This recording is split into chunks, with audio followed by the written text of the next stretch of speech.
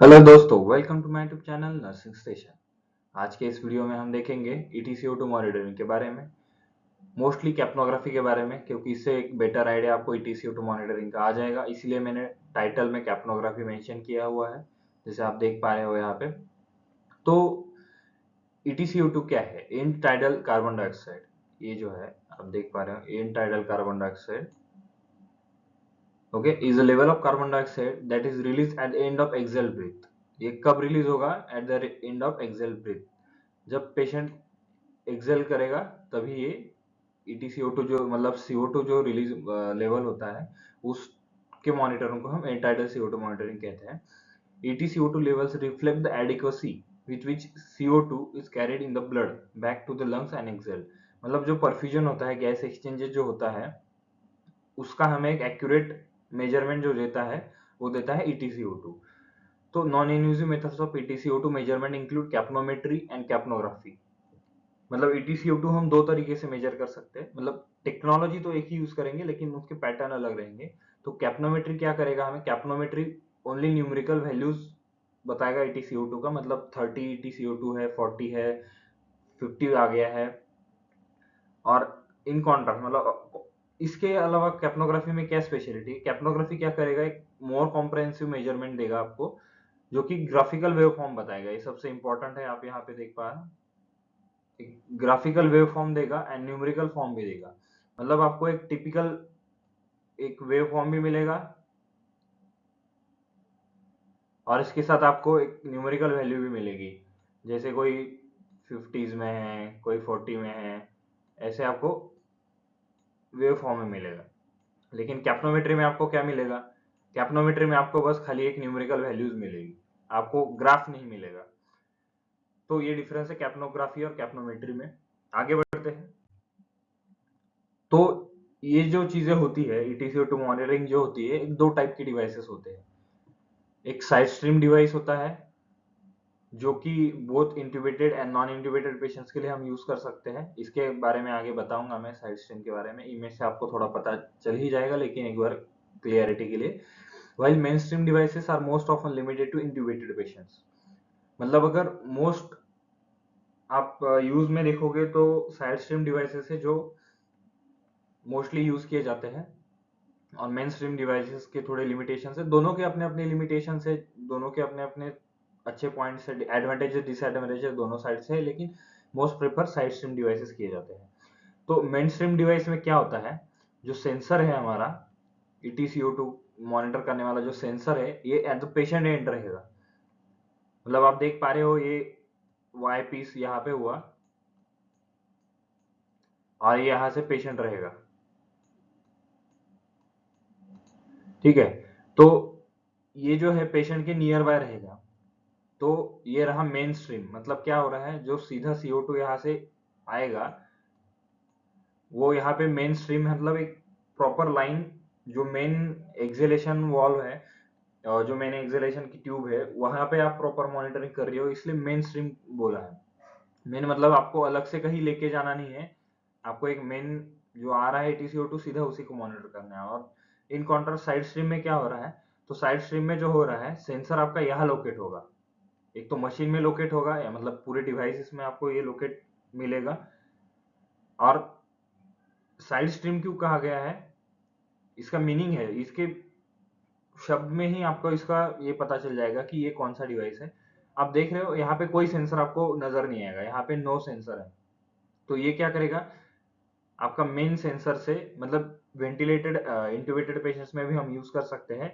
इस इमेज में यहाँ पे बस कैनुला जो दिखाया गया है, जिसे नॉन इंट्यूबेटेड पेशेंट्स में हम यूज कर पाएंगे, लेकिन यहाँ पे भी आपको वाई पीस मिल जाएगा। तो यहाँ से क्या होगा, एक part of the exhale air इस ट्यूब के थ्रू आपको मशीन तक लिया जाएगा, ठीक है। जो CO2 है यहाँ से कैरिड होके यहाँ आएगा और यहाँ पे इसका मेजरमेंट किया जाएगा। और मेन स्ट्रीम में क्या होता है, जैसे CO2 आएगा यहाँ पे मेजर हो जाएगा। तो इसके एडवांटेजेस में क्या आ जाएगा, एक इजी पैटर्न आ जाएगा, जिसके बारे में आगे हम डिस्कस करेंगे, क्योंकि एक ही इस पे हम ये नहीं रह सकते। कैप्नोग्राफ्स क्या करते हैं? कैप्नोग्राफ्स या कैप्नोग्राफी ETCO2 मॉनिटरिंग में हम क्या कर रहे हैं, इंफ्रारेड टेक्नोलॉजी यूज कर रहे हैं, जिससे क्या होता है, CO2 मॉलिक्यूल्स का एक प्रॉपर्टी होता है जो कि इंफ्रारेड लाइट एब्जॉर्ब कर लेते हैं। क्या कर रहे हैं, इंफ्रारेड लाइट वो एब्जॉर्ब कर रहे हैं, जो कि स्पेसिफिक वेवलेंथ का वो सेंसर की तरह छोड़ा जाएगा। तो amount of energy absorb is equal to CO2 concentration. तो ये भी चीजें हमें थोड़ी बेसिक चीजें या मतलब पता होनी चाहिए प्रैक्टिकल यूज में कि ये कैसे काम कर रहा है, तो कहाँ पे प्रॉब्लम आ जाएगा तो हम इसे at present issue sort out कर सकते हैं। तो जितनी एनर्जी, जितना इंफ्रारेड लाइट वो CO2 एब्जॉर्ब करेगा इज इक्वल टू द मतलब उतना CO2 कॉन्सेंट्रेशन उसमें रहेगा। मतलब अगर 30 mmHg अगर EtCO2 आ रहा है, तो मतलब क्या हुआ है, as compare to that 30 mmHg उतनी एनर्जी एब्जॉर्ब हो चुकी है। तो ये रहा टेक्नोलॉजी, किस टेक्नोलॉजी पे भी आपके सेंसर EtCO2 सेंसर्स काम करते हैं। तो जो सेंसर्स है, साइड स्ट्रीम डिवाइस और मेन स्ट्रीम डिवाइस, मैंने बोला था डिफरेंस बताऊंगा। Sample measured inside the monitor, ये सबसे इंपॉर्टेंट चीज है। और यहाँ पे क्या हो रहा है, सेंसर यहाँ पे लगा हुआ है। तो दो मेन चीजें, तो डिफरेंस ये है, sensor located away from the patient, ठीक है। Sensor placed in the ventilator circuit means near the patient. Infrared sensor can be contaminated by patient secretion. मतलब जो सेंसर यहाँ पे लगा हुआ है, तो यहाँ से पूरा पेशेंट का जो नॉर्मल ब्रीदिंग, जो नॉर्मल एक्सहेलेशन रहेगा पूरा, इस ट्यूब के थ्रू यहाँ से लेके ये मॉनिटर तक जा सकता है। और यहाँ पे वो सिक्रीशन O2 दे, मतलब सॉरी, एक्सहेल गैस के साथ साथ सिक्रीशंस भी जा सकते हैं, जो कि कंटेमिनेटेड हो जाएगा। Measurement made at the patient's airway, infrared can not be contaminated by patient secretion, क्योंकि एक प्रैक्टिकल इसका जो मैंने एक वीडियो बना रहा हूँ, जिसका कुछ दिनों में काम खत्म होने के बाद में वीडियो अपलोड कर दूंगा, जिसका लिंक इस वीडियो में भी मैं बाद में जाके आपके लिए बेटर अंडरस्टैंडिंग के लिए डाल दूंगा। एक थेरोटिकल पार्ट और एक प्रैक्टिकल पार्ट, दोनों का मैंने अलग अलग वीडियो किया है, तो दोनों भी वीडियो जरूर देखें। आपको कहीं बाद में कहीं डिस्कस या कहीं सर्च करने की जरूरत नहीं पड़ेगी। बहुत मेहनत या बहुत स्टडी करके, बहुत रिसर्च करके मैंने ये सारे वीडियो जो कंटेंट है एक इसमें किया है, एक वीडियो में डालने की कोशिश की है।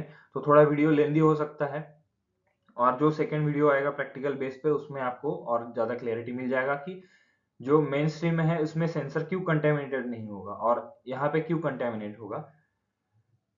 इसमें चांसेस कम है, लेकिन हो सकता है, यहाँ पे कंटेमिनेटेड होने के चांसेस हो सकते हैं, कम होंगे लेकिन हो सकते हैं। यहाँ पे एकदम निग्लिजिबल है, सेंसर कंटेमिनेट नहीं होगा, इसका एडाप्टर कंटेमिनेट होगा। एडाप्टर और क्या क्या पार्ट्स है ये मैं आपको अगले वीडियो में बताऊंगा।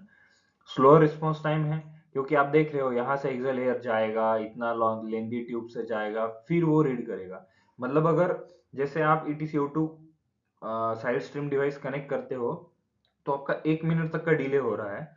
और यहाँ पे क्या है, फास्ट रिस्पॉन्स टाइम, अप्रोक्सीमेट बोल रहा हूँ मैं, 1 मिनट का डिले, अप्रोक्सीमेट फॉर एग्जांपल के लिए। और फास्ट रिस्पॉन्स टाइम इसका क्यों है, क्योंकि यहीं पे आएगा, यहाँ पे जाएगा, इसका लेंथ कितना है, तुरंत आपको EtCO2 में ग्राफ दिखना शुरू हो जाएगा, कैप्नोमेट्री दिखनी शुरू हो जाएगी। मेन स्ट्रीम डिवाइसेस में, साइड स्ट्रीम में थोड़ा टाइम लगेगा, क्योंकि यहाँ से यहाँ जाने में टाइम लगेगा। यहाँ पे water trap and tubing required trouble shooting and maintenance, बहुत ये है, क्योंकि वाटर ट्रैप रहेंगे, वो गैस वाटर ट्रैप होगा, उसके थ्रू फिर वो सेंसर में जाएगा उतने टाइम में। और यहाँ पे नो वाटर ट्रैप और ट्यूबिंग नीडेड, हैसल फ्री है, आपको बस यहाँ पे सेंसर लगाओ, यहाँ पे केबल लगाओ, बात खत्म। ये जो है यहाँ पे केबल लगाने की जरूरत नहीं है, यहाँ एक ट्यूबिंग है, नेजल कैनुला, नेजल प्रोंग जैसे एक ट्यूबिंग है। और यहाँ पे देख रहे हो, ये जो है ट्यूबिंग नहीं है, ये एक सीधा सेंसर का केबल है, जो कि इसको इलेक्ट्रिसिटी सप्लाई कर रहा है सेंसर को, और इसका रीडिंग भी यहाँ पे ट्रांसफर कर रहा है। तो ये चीजें जो है इसमें no water trap and no tubing है, ये दोनों डिफरेंस है, बेसिक चीजें है। अगर आप स्टूडेंट्स हो तो आपको ये अच्छे रहेंगे, और प्रैक्टिकल में अगर nursing officer as a staff duty कर रहे हो, तो भी आपको ये बेसिक जानकारी होनी चाहिए, कौन से डिवाइस ऐसे, कभी कोई आएगा आपको बोलेगा साइड स्ट्रीम डिवाइसेस जरूरी, हमें मेन स्ट्रीम चाहिए, किसी का प्रेफरेंस होगा हमें साइड स्ट्रीम चाहिए, तो आपको वो कैसे कनेक्ट करना है, कैसे उसका, जब आपको थेरोटिकल पार्ट पता है, तो आप अप्रोक्सीमेटली वो प्रैक्टिकल में अप्लाई कर ही लोगे। इसीलिए मैंने ये वीडियो बना रहा हूँ। आगे देखते हैं ventilation perfusion relationship, VQ ratio, ventilation and perfusion वाला। तो 3 टाइप के होंगे। शंट परफ्यूजन, जिसमें क्या हो रहा है, अल्वियोलाई परफ्यूज्ड हो रहा है, मतलब गैस एक्सचेंज हो रहा है, लेकिन अल्वियोलाई में हवा ही नहीं जा रहा है। गैस एक्सचेंज में कोई प्रॉब्लम नहीं है। जैसे ये देखो, ये जो इमेज है ये रहेगी आपकी शंट की, शंट परफ्यूजन में, तो इसमें हवा नहीं आ रहा है, लेकिन जो गैस एक्सचेंज हो रहा है वो अच्छे तरीके से हो रहा है। सॉरी, कुछ प्रॉब्लम हो रहा है, एक कंफ्यूजन हो गया था। हाँ, तो यहाँ पे क्या प्रॉब्लम है, अल्वियोलाई परफ्यूज्ड है लेकिन वेंटिलेटेड नहीं है, लेकिन गैस एक्सचेंज नहीं होगा क्योंकि यहाँ पे गैस आएगा ही नहीं, तो कैसे गैस एक्सचेंज होगा, आएगा ही नहीं। तो ये ब्लड फ्लो में कुछ प्रॉब्लम नहीं है, परफ्यूजन अच्छा है, यहाँ पे ब्लड फ्लो इंटैक्ट है, ब्लड फ्लो, ब्लड आ रहा है जा रहा है, पल्मोनरी ब्लड फ्लो कोई कॉम्प्रोमाइज नहीं हुआ है। नॉर्मल में क्या होगा, ventilation and perfusion is match रहेगा। और ये क्या है, डेड स्पेस वेंटिलेशन में अल्वियोलाई वेंटिलेट हो रहा है, तो शंट परफ्यूजन और डेड स्पेस में क्या डिफरेंस है, यहाँ पे अल्वियोलाई वेंटिलेट हो रहा है बट नॉट परफ्यूज, मतलब यहाँ में ऊपर में अल्वियोलाई में प्रॉब्लम नहीं हो रहा है, यहाँ नीचे में प्रॉब्लम है। तो जो ब्लड फ्लो है वो हैम्पर्ड हुआ है। तो दोनों इसमें देखोगे, शंट परफ्यूजन और डेड स्पेस वेंटिलेशन में no exchange of O2 and CO2 occurs. यहाँ परफ्यूजन प्रॉब्लम है, यहाँ पे आपको वेंटिलेशन प्रॉब्लम है। तो जो प्रेशर, जो ग्रेडियंट है, डिफरेंस ग्रेडियंट मतलब डिफरेंस है EtCO2 एंड PaCO2 में, ये 4 to 10 mm ऑफ Hg जाएगा। मतलब क्या हो रहा है, नॉर्मल जो रहता है हम 5 mm ऑफ Hg तक कंसिडर करते हैं, मतलब नॉर्मल EtCO2 है 30 to 40 mm of Hg and PaCO2 ABG value आपको पता है 35 to 45 mm ऑफ Hg। तो जो दोनों का डिफरेंस है वो 5 mm ऑफ Hg रहेगा। एज कंपेयर टू अगर आप डिस्पेस वेंटिलेशन में जाओगे तो वो एकदम 10 से ऊपर रहेगा, मतलब अगर आपका EtCO2 30 है तो आपका PaCO2 40 रहेगा। तो ये जो डिफरेंस आ रहा है, मतलब एबनॉर्मल ही डिफरेंस चेंज होगा, मैं एग्जांपल के लिए बोल रहा हूँ। और जो शंट परफ्यूजन में क्या रहेगा, 4 to 10 mm ऑफ Hg तक लिमिटेड रहेगा, और डेड स्पेस में वो 10 से ज्यादा रहेगा। तो ये ध्यान में रखना है। Shunt perfusion, dead space ventilation, कहाँ पे प्रॉब्लम है आप समझ नहीं, आपको वीडियो के एंड एंड तक आपको एकदम क्लियर हो जाओगे कि ये पीपीटी क्यों जरूरी है, क्यों ये वीडियो इतना जरूरी है, और कैप्नोग्राफी, कैप्नोमेट्री, EtCO2 मॉनिटरिंग क्यों इतना फोकस किया जाता है आईसीयू क्रिटिकल केयर में, या उसके यूजेस में आगे बताऊंगा। क्रिटिकल केयर में मोस्टली यूज है कि प्रॉब्लम कहाँ है, प्रॉब्लम वेंटिलेशन में है कि प्रॉब्लम परफ्यूजन में है। अगर प्रॉब्लम ही नहीं पता चलेगा तो सॉल्यूशन कहाँ से ढूंढोगे। तो इसीलिए ये EtCO2 मॉनिटरिंग जरूरी है, और ये कंसेप्ट जरूरी है कि शंट परफ्यूजन और डेड स्पेस वेंटिलेशन जो बता रहा हूं मैं वो क्यों जरूरी है। तो इसी वजह से कि इस बेसिस पे आपको पता चलेगा कि आपका इंट्यूबेशन जो हुआ है वो प्रॉपर हुआ है नहीं हुआ है, या फिर आपका ब्लड फ्लो कॉम्प्रोमाइज हुआ है। नहीं तो आप वेंटिलेशन लगा के रख रहे हो, पेशेंट का सैचुरेशन नहीं आ रहा है, पेशेंट का EtCO2 खराब हो रहा है, आपको पता ही नहीं चल रहा है क्या हो रहा है, ब्लड फ्लो ही नहीं जा रहा है। कितना वेंटिलेशन दोगे, कितना O2 दोगे, कितना FiO2 बढ़ाओगे, क्या मतलब, जब परफ्यूजन ही नहीं हो रहा है। तो ये चीजें आपको पहले एबीजी और EtCO2 को कोरिलेट करके आपको देखना है कि आपका प्रॉब्लम क्या है, आपका प्रॉब्लम वेंटिलेशन में है कि आपका परफ्यूजन में है, इसीलिए ये जरूरी है। आगे बढ़ते हैं। Normal EtCO2 and PaCO2 gradient जो है 2 to 4 mm of Hg है, मतलब मैंने वो अप्रोक्सीमेट आपको अलग अलग वैल्यूज मिल जाएंगे, 5 mm of Hg 5 to 6 तक कंसिडर कर लेते हैं। आर्टेरियल CO2 जिसे PaCO2 partial pressure of CO2 जो कहते हैं फ्रॉम एबीजी में होता है 35 to 45, एंड EtCO2 कैप्नोग्राफी या कैप्नोमेट्री से जो हमें मिलेगा वो होता है 30 to 40 mm of Hg। ये ग्राफ दिखाई दिया है, ऐसे कैप्नोग्राफी का आपको ग्राफ मिलेगा, कैप्नोमेट्री में आपको बस ये वैल्यू मिलेगी इसमें से। और एबीजी वाला तो आपको पता ही है, एक वीडियो बना रखा है मैंने, उसके बाद में कंपेंसेशन के लिए, उसका कोरिलेशन के लिए और एक वीडियो आने वाला है कुछ दिनों में। हाँ, तो हमने देखा था शंट परफ्यूजन। अब आप बोले शंट परफ्यूजन होता है, उसके कॉजेस क्या क्या हो सकते हैं। शंट परफ्यूजन में क्या है, वेंटिलेशन प्रॉपर नहीं हो रहा है। क्यों नहीं हो रहा है वेंटिलेशन, पहले तो म्यूकस प्लग हो सकता है, या फिर ईटी ट्यूब एक साइड में गई हो सकती है, ये राइट में या लेफ्ट ब्रोंकस में, मतलब आप जब 21 20 तक 22 तक ईटी ट्यूब जो फिक्स करते हो एज पर द लेंथ, वो अगर थोड़ी ज्यादा एक्स्ट्रा चली जाए तो वो ट्रकिया में चली जाएगी, मेन ब्रोंकस में चली जाएगी, ट्रकिया में हमें फिक्स करनी होती है, एंडोट्रकियल ट्यूब ही कहते हैं। वो अगर ज्यादा इंसर्ट करोगे तो वो किसी एक ब्रोंकस में चली जाएगी। पेशेंट को एटलेक्टासिस है, पेशेंट को न्यूमोनिया है, पेशेंट को पल्मोनरी इडिमा है। इन शॉर्ट क्या हो रहा है, anything that causes the alveoli to collapse or the alveolar feeling.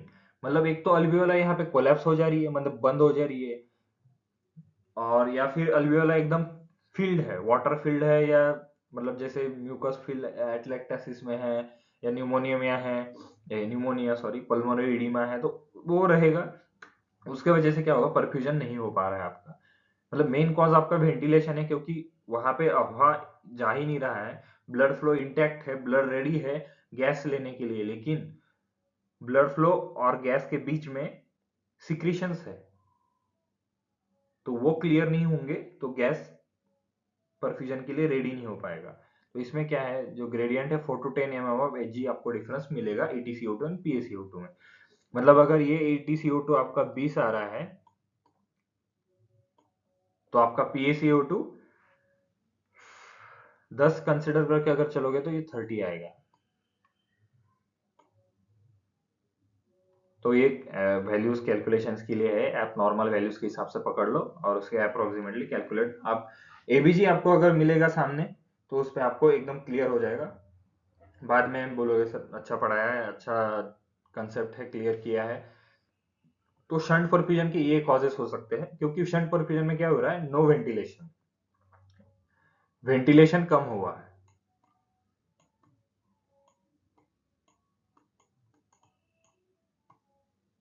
Ventilation क्या हुआ है यहाँ पे, कम हुआ है शंट परफ्यूजन में। डेड स्पेस वेंटिलेशन में क्या हो रहा है, wide EtCO2 and PaCO2 gradient, मतलब क्या 20 तक चला जाएगा। तो alveoli that do not take part in gas exchange will have no CO2। मतलब इसमें क्या हो रहा है, मैंने पहले ही बोला था, इसमें क्या है, परफ्यूजन जो है,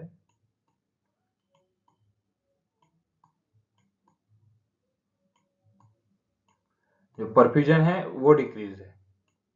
ठीक है, वेंटिलेशन का नो प्रॉब्लम है, ये थोड़ा समझ लीजिए। तो इस इमेज में आप देख पा रहे हो, इतना एरिया जो है यहाँ पे परफ्यूजन है, और इतना एरिया में जो है, इसको कलर हम चेंज कर लेते हैं हाईलाइट के लिए, हम लेते हैं नो सॉरी, हाँ। तो ये जो ब्लैक कलर में दिखा रहा हूँ, यहाँ पे क्या है, ये अल्वेओलर परफ्यूजन नहीं हो रहा है, मतलब यहाँ पे ब्लड सप्लाई कॉम्प्रोमाइज है और यहाँ पे ब्लड सप्लाई अच्छा है। तो यहाँ पे क्या हो रहा है, ये देखो कैलकुलेशन के लिए दिया है, इमेज अच्छा है इसलिए मैंने ले लिया। यहाँ पे 53 है, कहाँ में, ब्लड में। तो ये EtCO2 में कितना आ रहा है, 33 आ रहा है। क्यों आ रहा है, क्योंकि ब्लड से जब ये अल्वेओला में एंटर कर रहा है, तो ये जो अल्वियोला है जिसमें ऑलरेडी नॉर्मल एयर है, जिसमें से O2 भी बाहर नहीं गया है, तो वो क्या करेगा, ब्रोंकस तक जाने टाइम ये CO2 प्लस ये इसका O2 आपको यहाँ पे कंबाइन करके आपको यहाँ पे क्या करेगा, डाइल्यूशन करा देगा। यहाँ पे क्या होगा, डाइल्यूशन हो जाएगा, जो CO2 यहाँ से परफ्यूज होके गैस एक्सचेंज के थ्रू अल्वियोला में आ रहा है, जो परफ्यूज अल्वियोला है उसमें जो आ रहा है ये, प्लस जो नॉन परफ्यूज है। मतलब इसमें क्या हो रहा है, नॉर्मल बात है, थोड़ा कॉम्प्लिकेटेड लगेगा, ध्यान देके देखोगे तो समझ में आ जाएगा। जब परफ्यूजन नहीं हो रहा है तो गैस एक्सचेंज नहीं हो रहा है, मतलब जो सांस लिया है, जो अल्वियोला इन्फ्लेट हुआ है, इसमें O2 भी प्रेजेंट है, और आप ले रहे हो इसमें से CO2 प्लस। बाहर जाते टाइम क्या होगा, एक्सपिरेशन है तो यहाँ से भी हवा निकलेगा बाहर, मतलब जो एयर है ट्रैप है अल्वियोला में वो बाहर आएगी। तो वो थोड़ी ना आइसोलेट करेगा कि CO2 अलग आएगा और O2 अलग आएगा। O2 तो एक्सचेंज हुआ नहीं है जिस अल्वियोला में परफ्यूजन नहीं है, तो वो दोनों इकट्ठा आ गए। इकट्ठा आ गए तो क्या हुआ, O2 CO2 कॉन्सेंट्रेशन डाइल्यूट हो गया, डाइल्यूशन हो गया तो CO2 कम ये हो गया। मतलब आपको यहाँ पे CO2 EtCO2 कम मिलेगा एज कम्पेयर टू PaCO2। मतलब एबीजी में आपको आएगा हायर और यहाँ पे आएगा, ये डिफरेंस देख रहे हो आप, 10 का डिफरेंस होता तो शंट परफ्यूजन, यहाँ पे 20 का डिफरेंस है। दे विल नॉट, देखो यहाँ पे क्या है, alveoli that do not take part in gas exchange will have no CO2। ठीक है, उनमें CO2 नहीं होगा तो वो क्या करेंगे, dilute the CO2 from the alveoli that were perfused। Normal air में वो डाइल्यूट करके उस हिसाब से कॉन्सेंट्रेशन बनेगा, इसलिए आपका EtCO2 कम आ जाएगा, क्योंकि CO2 बाहर। Okay sorry. और इसी तरह ये है कंसेप्ट, अगर क्लियर ना हो तो आप कमेंट सेक्शन में पूछ सकते हो। बेसिक है, थोड़ा ध्यान दोगे अच्छे से तो समझ में आ जाएगा कि क्यों डाइल्यूशन हो रहा है। डेड स्पेस वेंटिलेशन क्यों होता है? तो पल्मोनरी एम्बोलिज्म। अब इसमें मैंने क्या बोला था, परफ्यूजन कॉम्प्रोमाइज हुआ है, तो जो भी चीजें ब्लड फ्लो को ऑब्स्ट्रक्ट करेगी वो सारी चीजें डेड स्पेस वेंटिलेशन की कॉजेस होंगी। मतलब pulmonary embolism, hypovolemia, cardiac arrest, shock, इसमें क्या हो रहा है, इसमें डिक्रीज हो रहा है आपका कार्डियक आउटपुट। सॉरी, इसमें नहीं,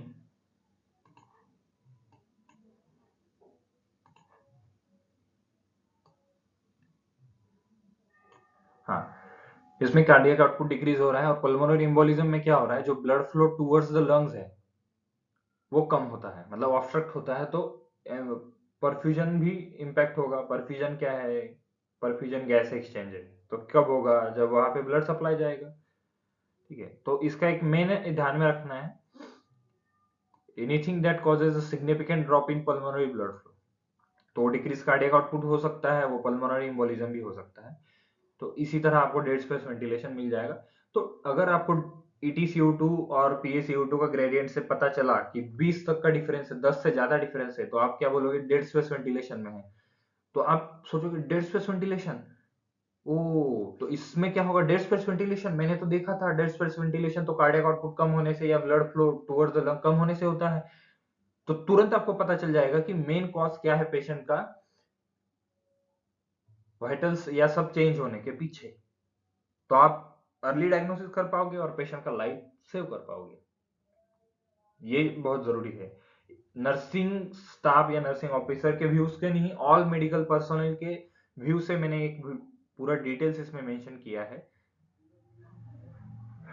तो ये चीजें बहुत इंपॉर्टेंट है, एक एक स्टेप बाय स्टेप। अगर आप ग्रेडियंट जान पाओ तो आप ग्रेडियंट चेंज, मतलब गैप चेंज होने के पीछे का आप कॉज जान पाओगे, शंट वेंटिलेशन है या डेड स्पेस है, और उसके पीछे के आप रीजन ढूंढ पाओगे। चलो आगे बढ़ते हैं। Why gradient is so important? PaCO2 and EtCO2 gradient narrows, patient status improves. मैंने बोला नॉर्मल ग्रेडियंट क्या है, हम 5 to 6 तक कंसीडर कर रहे हैं। पीछे मैंने 2 to 4 दिखाया था, लेकिन 5 तक अदर थोड़े एक दो से वैल्यू आपको चेंजेस मिलेंगे, लेकिन 5 आप कंसीडर करके चलो। तो अगर नॉर्मल जो ग्रेडियंट है तो पेशेंट आपका ठीक है। अगर आपको पहले बढ़ा हुआ था, 10 ग्रेडियंट था, अब 5 हो गया, नैरो हो गया, मतलब कम हो गया, तो क्या हुआ, पेशेंट अच्छा हो रहा है, बढ़िया बात है, तालियां बजाई जाए। और क्या करता है, helps in determining what cause a drop in EtCO2। बताया मैंने पीछे कि आपको कॉज भी बता देगा। ग्रेडियंट अगर चेंज हो रहा है, 10 है, 10 तक है, तो आपको क्या कॉज है, आपका अल्वियोलाई फील्ड है या अल्वियोलाई कोलैप्स हो चुका है। अगर 10 से ज्यादा जा रहा है ग्रेडियंट, तो क्या है, आपका ब्लड फ्लो कॉम्प्रोमाइज हो गया है।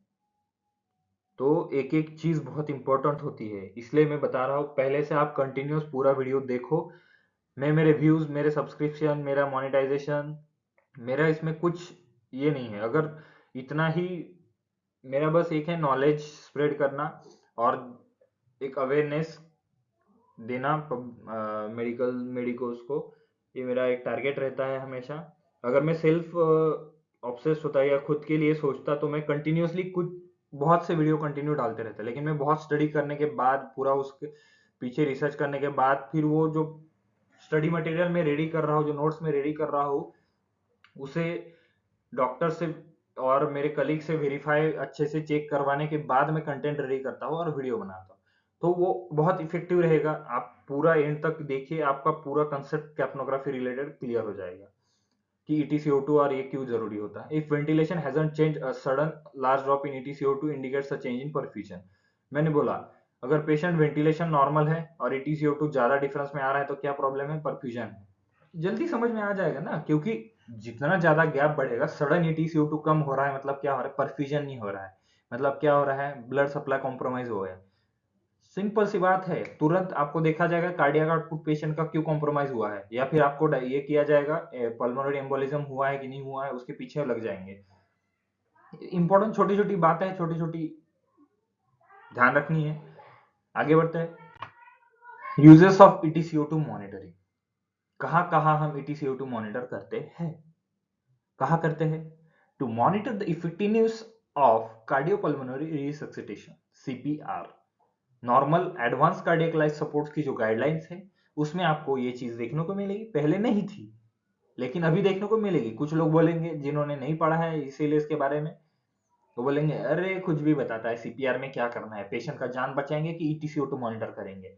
अरे बाबा नहीं, अब नए गाइडलाइंस के हिसाब से CPR आपका कितना इफेक्टिव है वो देखने के लिए भी आपको EtCO2 मॉनिटरिंग हेल्प करेगा। जिसका ग्रेडियंट होता है सॉरी जिसका EtCO2 होता है 10 to 20 mm of Hg, approximate average 50 आपको कंसिडर करना है, 15। ऐसे नहीं है कि नॉर्मल ह्यूमन में 30 to 40 mm of Hg है EtCO2 और CPR में भी उतना होना चाहिए, नहीं। CPR में आपका EtCO2 होना चाहिए ड्यूरिंग CPR देते टाइम जो EtCO2 मॉनिटर होगा वो होना चाहिए 10 से 20 के बीच में, ठीक है। उसके बाद आता है for continuous monitoring of patients in the emergency room and ICU। अब नॉर्मल पेशेंट है, अरेस्ट में नहीं है, तो इसका कितना होना चाहिए? इसको हम CPR नहीं दे रहे ICU में, ये वेंटिलेटेड है या नॉन वेंटिलेटेड है, बाईपैप पे है, CPAP पे है, तो उसका कितना है? 30 to 40 होना चाहिए। अब उसमें डिसीज कंडीशन आती है जो कि मैं आगे आपको बताऊंगा, जैसे COPD है, रिस्ट्रिक्शन है, तो क्या होगा? वेंटिलेशन नहीं है तो आपको क्या मिलेगा? शंट वेंटिलेशन मिलेगा। चलो नेक्स्ट आगे बढ़ते हैं। ड्यूरिंग एम्बुलेटरी ट्रांसपोर्ट, मतलब पेशेंट को आप MRI CT स्कैन कहाँ ले जा रहे हो या पेशेंट को दूसरे हॉस्पिटल ले जा रहे हो, तो आपका ये EtCO2 मॉनिटरिंग जरूरी है क्योंकि ट्यूब डिस्प्लेस हो सकता है, कुछ भी हो सकता है, वो कंफर्म करना है to confirm the correct placement of ETT। सबसे बेस्ट ETT आपका सही प्लेस में गया है कि नहीं चेक करने के लिए सबसे बेस्ट, सबसे एक्यूरेट जो चीज है वो है EtCO2। EtCO2 का प्लेसमेंट ही आपको सब बता देगा। जैसे मैंने बोला, अगर शंट वेंटिलेशन है तो राइट या लेफ्ट में अगर आप ज्यादा ET ट्यूब इंसर्ट कर रहे हो तो राइट या लेफ्ट ब्रोंकस में चली जाएगी, तो वहां पे भी आपको देखने को मिलेगा EtCO2 और ये ग्रेडियंट चेंज होगा। तो क्या है, आप तुरंत समझ जाओगे अरे ET ज्यादा अंदर चली गई, ब्रोंकस में गई होगी, चलो बाहर खींचे के थोड़ा रिप्लेसमेंट करते हैं। या फिर इसोफागस में चली गई कि नहीं समझ में आया, सिक्रीशन है ज्यादा, लैरिंगोस्कोपी किया पेशेंट का लेकिन वो विजुअल अच्छा नहीं था, तो इसोफागस में चली गई, क्या होगा भाई? पेट से ना थोड़ी CO2 आता है, आता भी है तो थोड़ा आता होगा या निग्लिजिबल है, निग्लिजिबल कंसीडर करो, थोड़ा आता होगा, क्या ही ग्राफ बनेगा, क्या ही कैप्नोमीटर दिखेगा। तो सबसे सही है प्लेसमेंट। अब इसोफेगस और ET सॉरी ट्रकिया के छोड़ के ये कहा जाएगी, कहीं और जगह तो है नहीं, दो ही जगह है, दोनों में से कंफर्मेशन के लिए EtCO2 आ गया आपका। अब वो पेशेंट डिसीज कंडीशन पे डिपेंड करता है, EtCO2 कम आएगा ज्यादा आएगा, लेकिन EtCO2 का ग्राफ बनना शुरू हो गया मतलब वो लंग्स में है। अब वो कम ज्यादा करनी है मतलब वो सॉरी ट्रकिया में है। अगर EtCO2 कम ज्यादा आ रहा है तो फिर आप बाद में डिस्कस कर सकते हो कि ये लेफ्ट में गई, राइट में गई, ये बाहर है, ये अंदर है, कि पेशेंट का प्रॉब्लम है ये सब। और during and after surgery OT operation theatres में भी ये कंटिन्यूस मॉनिटरिंग रहता है कि पेशेंट अच्छे से ब्रीदिंग उसका रहे, क्योंकि पेशेंट जनरल एनेस्थीसिया या नॉकआउट रहता है। ये रहे यूजेस ऑफ EtCO2 मॉनिटरिंग। आगे बढ़ते हैं। वो ये है कैप्नोग्राफी। कैप्नोग्राफी का एक सिंगल लाइन ग्राफ। तो इसके होते हैं 3 फेज। फेज 1 होता है बेस लाइन, यहाँ पे क्या होता है, ये बेस लाइन आपको यहाँ पे देखने को मिलेगा। फिर यहाँ पे क्या हो रहा है, यहाँ पे राइज आएगा आपका ग्राफ में। फिर यहाँ पे क्या रहेगा, CO2 वैल्यू जो है नॉर्मल रहेगी, EtCO2। और आप बोलोगे EtCO2 कहाँ पे मेजर हो रहा है, तो ये जो टिप है यहाँ का लास्ट ग्राफ का, यहाँ पे हो रहा है आपका एंड टाइडल CO2 का रीडिंग, यहाँ से लिया जाएगा, ऐसे नहीं यहाँ से लिया, यहाँ से लिया, यहाँ से लिया। एट द टॉप में जो होगा उसी पॉइंट से आपका EtCO2 लिया जाएगा। और उसके बाद में ये होल एक्सेलेशन है, मतलब यहाँ से पेशेंट का एक्सेलेशन स्टार्ट हो रहा है, एक्सेलेशन स्टार्ट हुआ और यहाँ पे CO2 बैलेंस रहा, वैल्यू सेम रहा, मतलब थोड़ा हायर ही रहेगा ये नॉर्मल ग्राफ में, और यहाँ से सडन आपको ड्रॉप मिलेगा। क्योंकि पेशेंट इनहेलेशन स्टार्ट कर देगा। ओके, तो ईटी है आपका इनहेलेशन, एक्सहेलेशन और इनहेलेशन के मिड पॉइंट में आपका रीडिंग ले लेगा। आगे बढ़ते हैं। ये ग्राफ है नॉर्मल, इसमें 3 फेज होंगे, बेसलाइन फेज, राइज फेज और प्लेट्यू फेज। इसमें जो एकदम नॉर्मल वैल्यूज रहेगी, और उसके बाद यहाँ पे प्लेट्यू के मतलब फेज 3 के एंड में आपको EtCO2 मॉनिटर होगा, और फेज 4 नहीं होगा क्योंकि इनहेलेशन यहाँ पे स्टार्ट हो रहा है, तो इसे फिर से फेज 1 स्टार्ट हो जाएगा। ओके, ये फेज 0 भी आप कह सकते हो, it as a point of view of monitoring of EtCO2। अगर SpO2 की व्यू से देखोगे तो यहाँ से फेज 1 होगा और ये फेज 0 होगा, लेकिन हम बस कैप्नोग्राफी EtCO2 मॉनिटरिंग देख रहे हैं, तो फेज 1, फेज 2, फेज 3 और फेज 0 इसको कंसिडर कर सकते हैं, और कई जगह करते हैं। एक नॉर्मल ग्राफिकल आप कैसे कैसे क्या होता है। आप PaO2 लेते हो 104 mm ऑफ Hg का, जो जाता है आउटर एयर से लंग्स में जाएगा। लंग्स में वो 100 mm ऑफ Hg रहेगा, जो कि जाएगा आपका ब्लड में 95 mm ऑफ Hg। उसके बाद वो जा रहा है ब्लड से होके आपका जो टिश्यू लेवल पे जो जाएगा वो पहुंचेगा 20 mm ऑफ Hg, मतलब कंज्यूम होके टिश्यू लेवल से जो बाहर जा रहा है, ये आपका ब्लड से जाएगा टिश्यू में, और ये आपका जाएगा टिश्यू से यूटिलाइज होगा, और यहाँ से जो CO2 जनरेट होगा, मतलब लास्ट में टिश्यू को कितना मिल रहा है 20, हमले कितना आ रहा है 104, और एक्सेल लेयर में भी 16 mm आपका ये रहेगा। नॉर्मल आप 21% अगर आपका एयर में FiO2 है, 21% अगर आप O2 ले रहे हो, तो 16% आप O2 बाहर भी छोड़ रहे हो, मतलब O2 बहुत कम परफ्यूज होता है बॉडी में। तो जैसे ये CO2 होगा यहाँ पे, तो CO2 का प्रेशर आप देखोगे जैसे टिश्यू लेवल से है 46, उसके बाद वो ब्लड में आएगा 45 जो PaCO2 हम काउंट करते हैं, फिर उसके बाद वो लंग्स में जाने के लिए 45 तक ये होगा, और यहाँ पे परफ्यूजन और कुछ ब्लड में वापस बैकफ्लो हो जाएगा, और इसमें से आगे जाके आपको बाहर निकलेगा 35 to 45 mm ऑफ Hg, जो कि PaCO2 बोल रहे हैं, पार्शियल प्रोसेसर ऑफ CO2। लेकिन अगर आप यहाँ पे कैप्नोमेट्री यहाँ पे लगाओगे तो आपको यहाँ पे मिलेगा 30 to 40 ऊपर में EtCO2, और यह है PaCO2 35 to 45। एक नॉर्मल है, इसका कोई रिलेशन नहीं है कैप्नोग्राफी के लिए, जस्ट डाल दिया थोड़ा अलग कुछ चीज। अब देखते हैं अलग अलग टाइप के ग्राफ्स। जैसे कि दोस्तों पहले बताया था, एंडोट्रकियल ट्यूब इन इसोफेगस यूज क्या है, ET ट्यूब की प्लेसमेंट कंफर्मेशन के लिए हम यूज करते हैं EtCO2 मॉनिटरिंग। तो इसके क्या कॉज हो सकते हैं, जो ग्राफ बन रहा है ये गया, ये नीचे नीचे नीचे और ये नीचे चलेगा, इसका ट्रेंड जो है डाउनवर्ड ट्रेंड है। आप ट्रेंड भी देखना, ये इमेजेस अच्छी मिली है मुझे, ये ट्रेंड जो है डाउनवर्ड ट्रेंड रहेगा, मतलब स्टार्टिंग में बस हाई पीक आएगा, जितना CO2 थोड़ा बहुत होता है तो होगा, वो निकल जाएगा डाउन आ जाएगा। क्या है, मिस्ड इंट्यूबेशन, हड़बड़ी में अनएक्सपर्ट लोगों ने किया हुआ इंट्यूबेशन।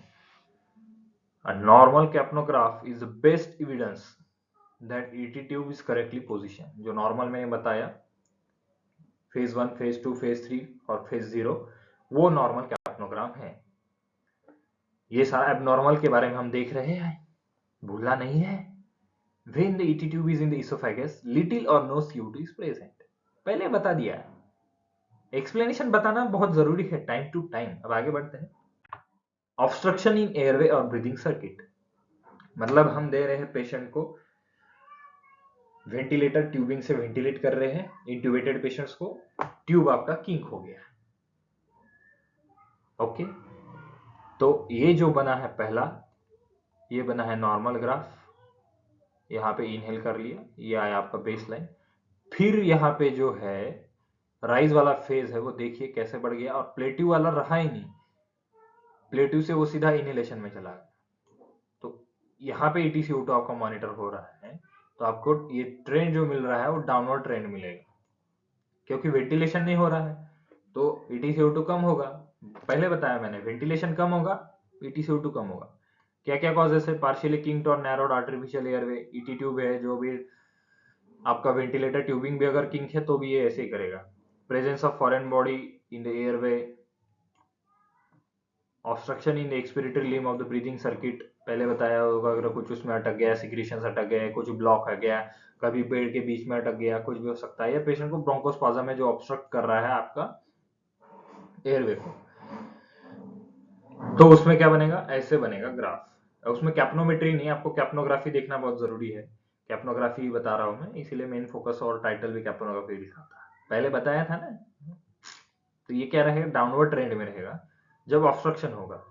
ऑब्स्ट्रक्शन होगा तभी आपको ये ATCO2 ऐसे ग्राफ देखने को मिलेगा, नॉर्मल नहीं मिलेगा।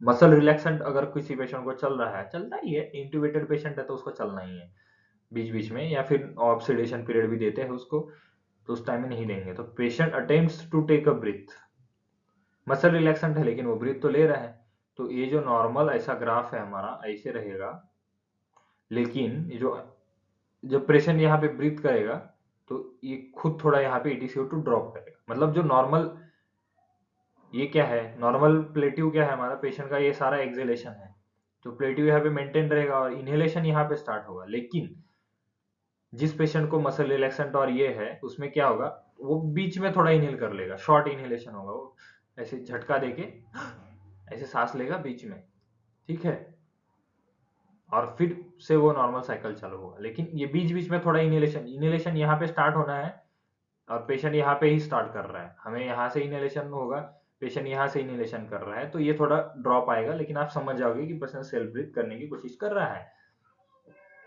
appears when muscle relaxation begin to subside, मतलब उसका इफेक्ट कम होने लगा तब ही आएगा, क्योंकि पेशेंट सेल्फ ब्रीथ लेना शुरू करेगा। Depth of the cleft is inversely proportional two degree of drug activity, मतलब क्लेफ्ट अगर ज्यादा है तो ड्रग एक्टिविटी कम है, क्योंकि जितना वो डाउन जाएगा पेशेंट मतलब लंबा ब्रीथ कर रहा है, तो मतलब क्या, पेशेंट इफेक्ट कम हो गया ड्रग का, और अगर ये क्लेफ्ट छोटा है, जितना मतलब इतना छोटा है ऊपर तक है, तो मतलब इफेक्ट अच्छा है, क्योंकि वो वेंटिलेशन को ऑब्स्ट्रक्शन या कुछ हैम्पर्ड नहीं कर रहा है।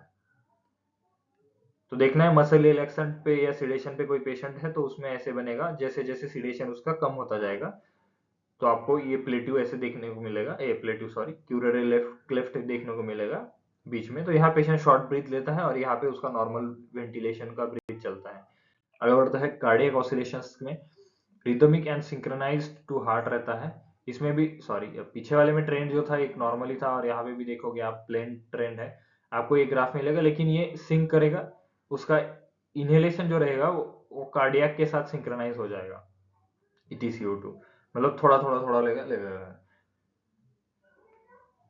तो ये कार्डियक ऑसिलेशन से कार्डियक इन्वॉल्वमेंट रहेगा, तो उसमें आपको ऐसे ऐसे देखने को मिलेगा, तो ट्रेंड कम नहीं हुआ है, देखो ETCO2 आपका तो मेजर यही होना है, कितना है इसी रेंज में है, कम हुआ है नहीं हुआ है, ज्यादा हुआ है नहीं हुआ है, ये जो बेस लाइन है, ये सॉरी ये बेस लाइन है और ये अपनी आप टॉप लाइन है, तो इसके ऊपर नहीं गया है, इसके नीचे भी नहीं गया है,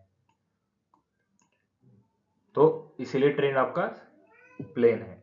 अब ऐसे नहीं है ना हर बार ऐसे ग्राफ दिखेगा तो अच्छा ही है, ETCO2 का देख वैल्यू भी देखना जरूरी है, लेकिन कैप्नोग्राफी आपको एक रीजन बताएगा, कैप्नोमेट्री से वैल्यू आप सोचोगे इतना वैल्यू कम हो गया, अब आपको ढूंढना पड़ेगा कि पेशेंट हाइपोवेंटिलेट हो रहा है, हाइपरवेंटिलेट हो रहा है, कि पेशेंट को क्या हुआ, तो ग्राफ देखने से आपको एक बेटर आइडिया आ जाता है। Inadequate seal around the ET tube, अगर ET ट्यूब लीक है, ठीक है, लीकी और अनकफ्ड एंडोट्रकियल ट्यूब और tracheostomy tube, artificial airway that is too small for patient, मतलब वो जो पेशेंट का ट्रकिया और आपका ET ट्यूब जो कफ आप इन्फ्लेट करते हो उसमें एयर कम है, या डिफ्लेट है, या ET ट्यूब जहाँ पे आपने ETCO2 मॉनिटर कनेक्ट किया है वहां पे लीकेज है, तो आपको ETCO2 कम मिलेगा क्योंकि वो लीक हो रहा है,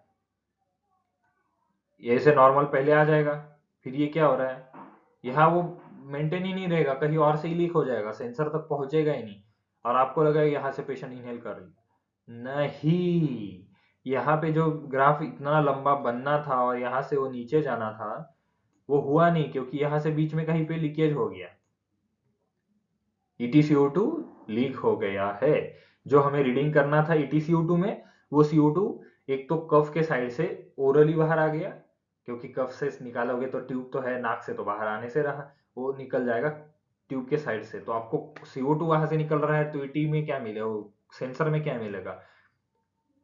कुछ नहीं मिलेगा। इसलिए लीक भी चेक करना जरूरी है, कितना लीक हो रहा है। नहीं तो बस अरे रे रे रे रे, EtCO2 कम हो गया, कैसे हो गया, क्या हो गया, अफरा तफरी मचा दोगे। पहले लीक चेक करो, ग्राफ देखो, किस ग्राफ बना है, और ग्राफ बना है तुरंत अरे उस पेशेंट का निकल गया है, सेंट्रल मॉनिटरिंग सबके पास है, ऐसे देखेगा डॉक्टर यहाँ पे बैठ के या कोई नर्सिंग ऑफिसर मॉनिटर पे देख रहा है, उसका EtCO2 एकदम से ग्राफ ऐसे चेंज हो गया। आप ऑर्डर तो दोगे, अरे उसका ट्यूब डिस्कनेक्ट हुआ है, उसका कप डिफ्लेटेड है, चलो जल्दी ठीक करो। अर्ली पता चलेगा आपको सब। और इसका ट्रेंड देखो आप, पहले अच्छा रहेगा, फिर डाउन होगा, और फिर मेंटेन रहेगा, क्योंकि जो लीकेज है वो उतना ही रहेगा। अगर लीकेज बढ़ रहा है तो और आपको ट्रेंड नीचे नीचे नीचे जाता मिलेगा, लीकेज बढ़ेगा, ट्रेंड नीचे नीचे। Hypoventilation, my God. तो देखते हैं हाइपोवेंटिलेशन ये क्या हो रहा है। इंक्रीज इन EtCO2, ध्यान रखना है, हाइपो हो रहा है तो ये इंक्रीज हो रहा है, ये क्रॉस है। हाइपोवेंटिलेशन से क्या होगा, इंक्रीज इन EtCO2 मतलब EtCO2 ये हो जाएगा, इंक्रीज मतलब बढ़ेगा, पेशेंट हाइपोवेंटिलेट हो जाएगा तो EtCO2 बाहर निकलता रहेगा। और यहाँ पे देख रहे हो ट्रेंड, ये रहा आपका नॉर्मल ग्राफ, उसमें नॉर्मल रहेगा, ग्राफ में कुछ नहीं है, लेकिन आपको EtCO2 वाला ये जा रहा है थोड़ा थोड़ा लाइन के ऊपर, और ये गया लाइन के ऊपर। तो यहाँ पे आपको थोड़ा लाइन के ऊपर है, यहाँ पे आपको ज्यादा लाइन के ऊपर है, तो आपका ट्रेंड जो है आपको दिखा दूंगा, यहाँ पे ये जा रहा है ऊपर ऊपर ऊपर। तो हाइपोवेंटिलेशन में EtCO2 बढ़ जाएगा, क्योंकि वो ब्लड में नहीं रहेगा, बाहर निकलता रहेगा। Causes decrease in respiratory rate, decrease in tidal volume, increase in metabolic rate, और rapid rise in body temperature, ये है कॉजेस हाइपोवेंटिलेशन। अब अगर हाइपर वेंटिलेशन हो रहा है, हाइपर है तो क्या हो रहा है, डिक्रीज हो रहा है EtCO2, मतलब CO2 रिटेंशन हो रहा है। इंक्रीज इन रेस्पिरेटरी रेट मतलब वो CO2 परफ्यूज हो रहा है वहां से, तो ब्लड से अल्वियोलम में आने में टाइम ही नहीं मिलता, तब तक इनहेलेशन, तब तक एक्सपिरेशन चल रहा है, वो ट्रांस यही नहीं हो रहा है, गैस एक्सचेंज होने से पहले निकालो बाहर, निकालो बाहर। उससे क्या होगा, EtCO2 कम होगा, तो आपका ट्रेंड नीचे, ये आया आपका डाउनवर्ड ट्रेंड। जब हाइपर होगा EtCO2 कम होगा। इंक्रीज इन टाइडल वॉल्यूम, जो सेम वहां पे, वहां डिक्रीज रेस्पिरेटरी रेट था, यहाँ इंक्रीज है, वहां डिक्रीज टाइडल वॉल्यूम था, यहाँ इंक्रीज टाइडल वॉल्यूम है, वहां इंक्रीज मेटाबॉलिक रेट था, यहाँ डिक्रीज मेटाबॉलिक रेट है। और फॉल इन बॉडी टेम्परेचर, यहाँ पे दो चीजें बढ़ेगी, दो कम होगी, वहां पे सेम ही है। Fall in body temperature, patient hypothermia में जा रहा है तो वो हाइपर वेंटिलेट करेगा, तो EtCO2 कम होगा। आगे बढ़ते हैं, रीब्रीदिंग। रीब्रीदिंग में क्या हो रहा है, EtCO2 आपका जीरो होगा ही नहीं, ये रहा आपका बेस लाइन, और रीब्रीदिंग कर रहा है मतलब क्या है, जो CO2 दिया है, जैसे एनआरबीएम में अगर आप एनआरबीएम मास्क में लगा के आप साइड स्ट्रीम मॉनिटर से आप EtCO2 मेजर कर रहे हो, और एनआरबीएम का जो O2 का फ्लो है आप 10 लीटर से कम रखोगे, 10 लीटर पर मिनट से कम रखोगे, तो क्या होगा, पेशेंट रीब्रीथ करेगा, जो एयर उसने एक्सेल किया है उसी को वो ब्रीथ इन करेगा, तो क्या होगा, उसमें तो ऑलरेडी एक्सेल्ड एयर में तो CO2 है ज्यादा, उसी CO2 को वापस लेगा, तो जीरो तो होने से रहा, तो जीरो से ये हमेशा ऊपर रहेगा, 5 से स्टार्ट होगा, तो नेक्स्ट ग्राफ बनना आपका क्या हो रहा है, 5 से स्टार्ट हो रहा है, ठीक है। तो इसमें क्या हो रहा है, ट्रेंड आपका ये ऊपर से आप वैसे देखोगे तो EtCO2 आपको नॉर्मल आएगा, समझ ही नहीं आएगा पेशेंट रीब्रीथ कर रहा है करके, लेकिन बाद में उसका सैचुरेशन कम हो जाएगा, सैचुरेशन ये कोरिलेट करना बहुत जरूरी है। सैचुरेशन हैम्पर्ड करेगा, पेशेंट रीब्रीथ करेगा तो CO2 ज्यादा लेगा, CO2 वही इनहेल करेगा, तो बेसलाइन आपको, बेसलाइन से ऊपर हमेशा ये उठा रहेगा, और अपर रेंज जो आपकी है सेम बनेगा, आपका अपर ट्रेंड जो है, लेकिन आपका EtCO2 रीब्रीथ करने के कारण बेस लाइन कभी टच नहीं कर पाएगा। अब ये क्यों करता है patient, expiratory filter that is saturated और clot, expiratory valve that is sticking, expiratory valve जो है, आप इंट्यूबेटेड पेशेंट्स का ले लो या जो एनआईवी पे है उनका ले लो, उसमें कुछ एक्सपिरेटरी लीव में प्रॉब्लम आया, फिल्टर ब्लॉक हुआ, कि आप रीब्रीथ करेगा तो क्या होगा, बेसलाइन से ऊपर उठ के आपका ग्राफ बनना शुरू होगा। ट्रेंड ऊपर वाला सही रहेगा, नॉर्मल वैल्यूज में दिखेगा, नीचे में आपको दिक्कत हो जाएगा। तो इसीलिए उसमें अलार्म होता है लोअर एंड अपर वाले। इनएडिक्वेट इंस्पिरेटरी फ्लो, जैसे मैंने बोला एनआरवीएम के टाइम में अगर 10 लीटर से कम दे रहे हो तो रीब्रीथ करेगा। और इनसफिशिएंट एक्सपिरेटरी टाइम, मतलब एनआईवी पे अगर आप आई रेशो कम करके रखे हो, इनहेलेशन एक्सहेलेशन रेशो, और पेशेंट सांस ले रहे हैं आराम से और थोड़ा फास्ट हो गया, मतलब रेट थोड़ा ये कर लिया और एक्सपिरेटरी टाइम उसका इनसफिशिएंट है, दिक्कत देगा। Anything that causes resistance to expired flow, tube kinking, ये प्रॉब्लम आएगा। रीब्रीदिंग, देखते हैं आपका आखिरी पेज जो कि बहुत जरूरी है। थैंक यू दोस्तों, don't forget to like share and subscribe. Video पसंद आया हो तो प्लीज कमेंट करके बताओ, मुझे थोड़ा मोटिवेशन चाहिए इस चीज के लिए कि मैं आप तक ऐसा content, valuable content, knowledgeable content आप तक पहुंचाता रहूंगा। तो प्लीज फीडबैक दिए, शेयर करो दोस्तों के साथ कि आपके साथ साथ दूसरे दोस्त भी नॉलेजेबल हो। आप नॉलेज बांटने से बढ़ता है, तो आप उनको बताओ, आप उनको शेयर करो, वीडियो को लाइक करो, सब्सक्राइब करो, ताकि ऐसे ही कुछ कंटेंट के लिए आप मेरे साथ जुड़े रहो। Thank you, don't forget to like share subscribe once again. और जो वीडियो है बहुत लेंदी है, प्लीज देखने की कोशिश करो, फोर्स नहीं करूंगा। अगर आपको पूरा डिटेल जानना है कैप्नोग्राफी ETCO2 मॉनिटरिंग के बारे में, तो बहुत इफेक्टिव वीडियो रहने वाला है ये, तो प्लीज जरूर पूरा देखें। Thank you.